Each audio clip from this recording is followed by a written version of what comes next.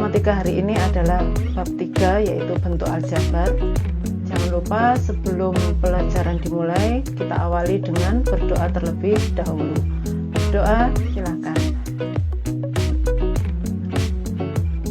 Untuk lebih memahami materi kali ini, kamu simak video berikut ini.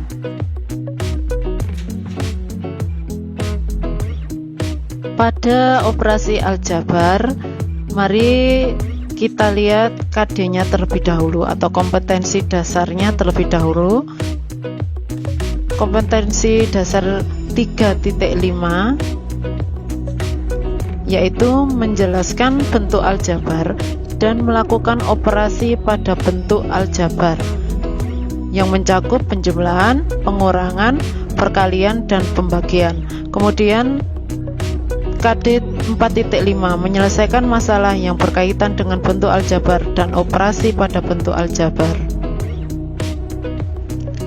Untuk selanjutnya, bentuk aljabar ini saya beri gambar, kemudian bentuk aljabar dan keterangannya. Sebagai contohnya, saya beri gambar satu buah apel, gambar apel. Kemudian bentuk aljabarnya yaitu X. Nah, X ini merupakan variabelnya. Keterangannya satu buah apel. Jadi X menyatakan satu buah apel. Kemudian yang kedua yaitu 3 buah apel. Pada gambarnya 3 buah apel. Maka bentuk aljabarnya adalah 3X yang menyatakan 3 buah apel.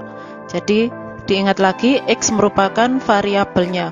Variabel tidak harus huruf X, bisa huruf Y, bisa Z, atau yang lainnya. Untuk selanjutnya, bentuk aljabar yang kedua, di situ saya contohkan 2 apel ditambah 1 buah nanas ditambah 3 buah mangga. Untuk apel, variabelnya adalah X, kemudian nanas variabelnya adalah Y, dan mangga tidak punya variabel atau yang biasa disebut dengan konstanta. 2 apel sama dengan 2X. Jadi 2 apel tadi karena variabelnya X, maka bentuk aljabarnya adalah 2X ditambah 1 buah nanas. Nanas tadi variabelnya Y, maka di situ ditambah dengan Y. Kemudian 3 buah mangga karena tidak punya variabel atau yang disebut konstanta, maka hanya ditulis dengan 3. Sehingga bila dituliskan, bentuk aljabarnya adalah 2X plus Y plus 3. Untuk pembahasan selanjutnya yaitu operasi hitung aljabar. Operasi hitung aljabar yang berlaku pada aljabar seperti halnya berlaku pada bilangan bulat. Operasi hitung aljabar meliputi penjumlahan, pengurangan, perkalian, dan pembagian. Yang kita bahas selanjutnya yaitu penjumlahan dan pengurangan. Yang pertama, penjumlahan. Penjumlahan aljabar hanya berlaku pada suku-suku yang sejenis, artinya punya variabel yang sama.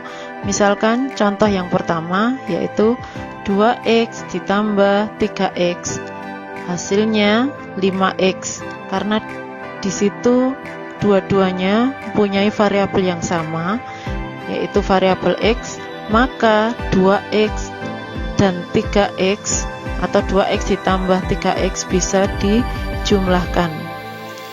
Kemudian contoh yang kedua, X ditambah 4X, hasilnya juga sama dengan 5X. X di situ mewakili 1X. Angka 1 biasanya tidak ditulis atau dihilangkan. Jadi angka 1 merupakan koefisien dari X. Koefisien itu adalah angka yang ada di depan variabel dan biasanya tidak disertakan atau tidak ditulis. Jadi misalkan Y berarti itu artinya 1Y, X berarti artinya 1X.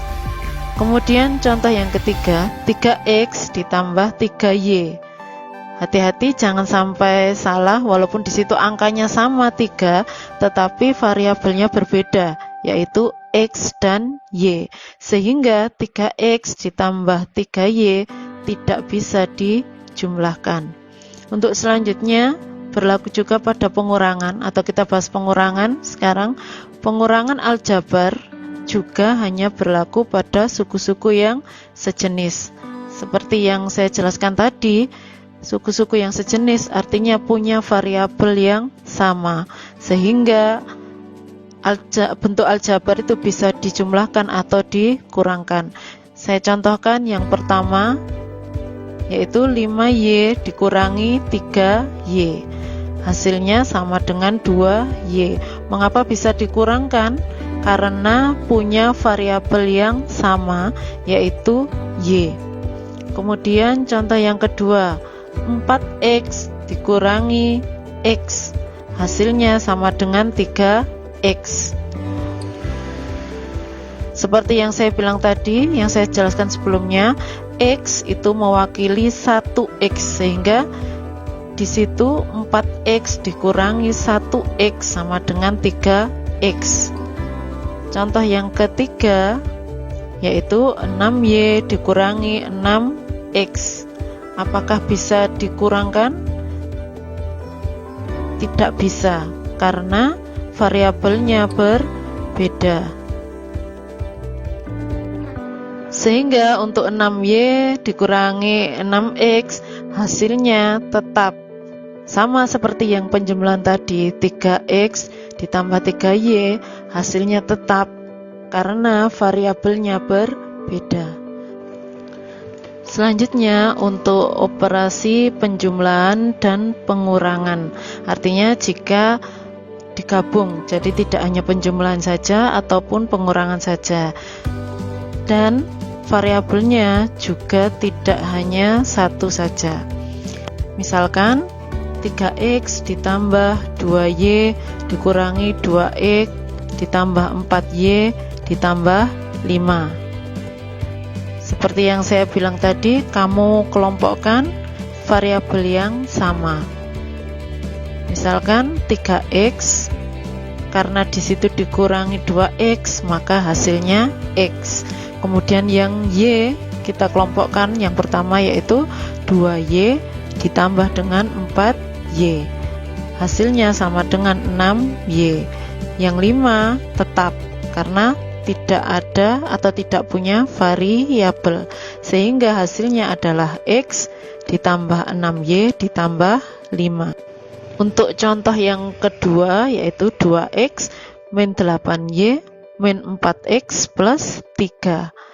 Kita mulai menghitung dari yang punya variabel yang sama, yaitu X dengan X. 2X dikurangi 4X, maka hasilnya negatif 2X. Kemudian yang Y bagaimana?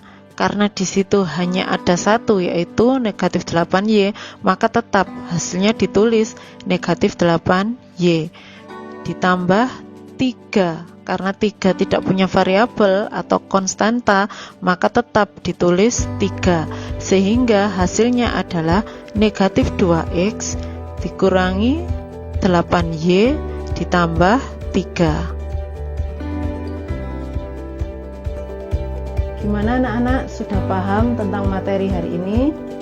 Semoga kalian bisa memahami, dan jika sudah paham, saya ucapkan alhamdulillah.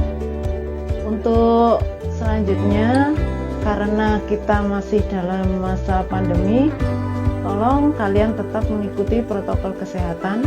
Kalau memang ada keperluan yang mendesak, kamu harus keluar rumah, kamu gunakan masker, kemudian sering cuci tangan dan jaga jarak.